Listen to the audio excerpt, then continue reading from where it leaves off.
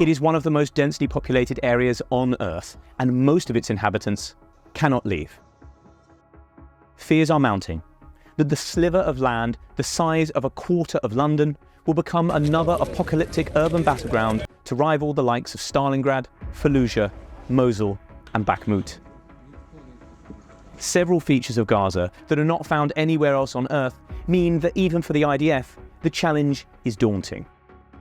The incredibly complex terrain favours the defender, and as battles against ISIS and Al-Qaeda have shown, fanatical Islamist fighters know the exact tactics that will extract the heaviest possible price on their adversaries. Israeli soldiers will face a brutal fight in densely populated cities where half the 2 million residents are children. Terrorists can make every tower block a fortress, hide amongst the civilian population, and operate out of underground tunnels. Such an operation, if it is launched, is likely to last months, if not years. This is what fighting in Gaza will be like, and why even the IDF fears to go there. To capture a city, an invading army must take control of every street and building, every basement, and every high point. This was true of Fallujah in Iraq in 2004, it was true of Mosul, also in Iraq, a decade later, and it will be just as true of Gaza City when an expected IDF ground invasion gets underway. But unlike Fallujah or Mosul, this three-dimensional challenge will be more difficult in Gaza because of the number of high-rise tower blocks and tunnels that run for miles underground. When US Marines attacked Fallujah for the second time, it took 6 weeks for 10,000 of them to sweep the city of 9.5 square miles and clear out 3,000 insurgents. They did it by dividing the city into grid squares, with each block being methodically cleared by the Marines. All civilians were ordered to leave, something that is much more difficult in Gaza because its closed borders are controlled by Israel and Egypt. Technology offers only so much assistance in this kind of fight, and suicidal Al-Qaeda fighters were able to turn homes into impregnable strongpoints. Famously, in Fallujah, 11 Marines were badly wounded and 1 killed while clearing the so-called Hell House of only a handful of insurgents. A picture of one of those wounded Marines being carried out became world famous, while Corporal Robert Mitchell, who led the evacuation effort, was awarded the Navy Cross, only 1 step behind the Medal of Honor. Fallujah proved to be the bloodiest battle of the Iraqi insurgency, leaving almost 100 Marines dead and more than 500 wounded versus 2,000 insurgents killed. In Mosul, in 2016, the same problems that bedeviled those Marines also plagued a much larger force of more than 100,000 Iraqi soldiers. It took them 9 months to clear a city of almost 60 square miles that was being defended by just 10,000 ISIS terrorists. In the end, the jihadists proved so difficult to dislodge that Iraqi tactics amounted to more or less levelling the city as a means of capturing it. The fight for West Mosul was especially destructive, resulting in some 13,000 buildings being destroyed in just 180 days of combat. Which brings us to Gaza. The last time Israel sent in troops, in 2014 Operation Protective Edge, it deployed roughly 20,000 of them with an objective to destroy Hamas tunnels. The ground assault lasted only 2 weeks and was limited to the border areas, but nonetheless proved tough going, with dozens of Israeli soldiers killed against hundreds of Hamas militants and roughly 1,500 civilians. The Hamas tunnel network, the full extent of which is a mystery even to the skilled spies of Mossad, is likely to be the scene of the bloodiest fighting this time around. With space enough for just one man to stand in at a time, blocked from radio signals and negating the advantages of both armour and airstrikes, these rat runs level the playing field between the IDF and Hamas. Israel has mobilised 300,000 men, the largest call-up in its history. And while not all of those will be frontline troops, it gives an indication of the scale of what it is planning. The objective of Iron Swords will almost certainly be to wipe out Hamas and its commanders wherever they are hiding, necessitating a full invasion of Gaza City, a handful of smaller settlements, and fighting through Hamas's full tunnel network.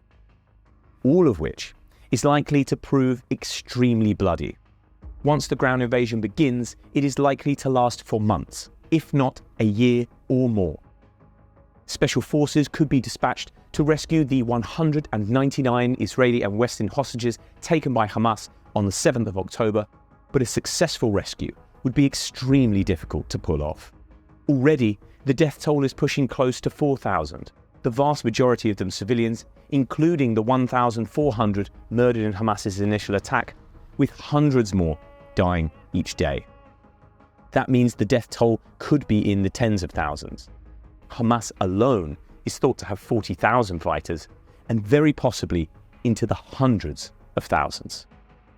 Part of the reason for this is the nature of Gaza itself. Though Gaza City has existed for thousands of years, the Gaza Strip has been in place for just a few decades, with its borders established following the First Arab-Israeli War. Then, under Egyptian control, it was filled with hundreds of thousands of refugees who fled or were forced from their homes in Israel during the 1948 war that followed the founding of the country.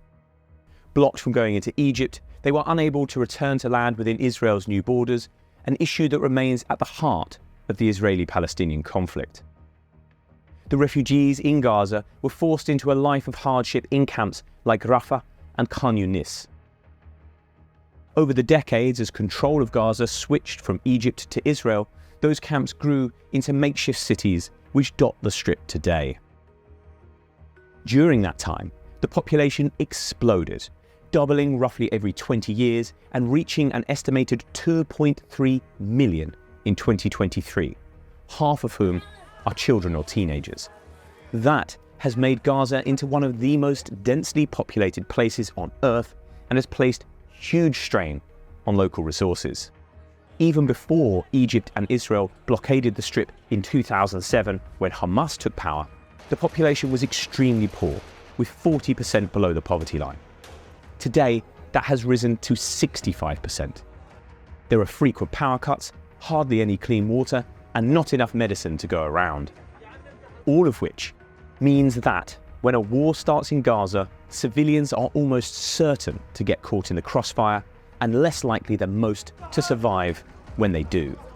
Complicating the picture is the fact that Hamas embeds itself within the civilian population to protect themselves against Israeli attacks, effectively using the Palestinians as human shields. One of its main command and control centers is thought to be located beneath Al-Shifa Hospital, the main hospital in the Gaza Strip. The terror group is also known to hide its fighters and weapons inside schools and mosques, from which it also launches missile attacks. And after Israel issued an evacuation notice to Gaza City last week, Hamas told people to stay in their homes, in what could be construed as an effective order, given the group's habit of kidnapping and torturing those who defy it. Israel has also accused Hamas of blocking civilian convoys from trying to flee from northern Gaza after a warning by the IDF. A bloody battle for Gaza could also leave Israel exposed elsewhere, with fears mounting that Iran's proxy militia Hezbollah could launch an assault from Lebanon in the north.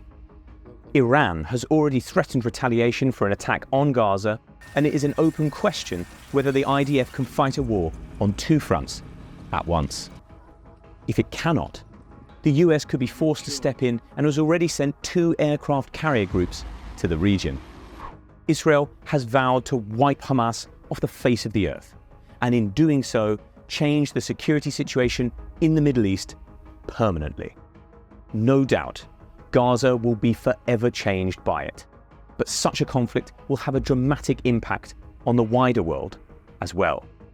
Whatever happens in the coming weeks, months, and years, it will be etched into the pages of history and is likely to have ramifications well beyond the narrow strip of territory where it is going to be fought.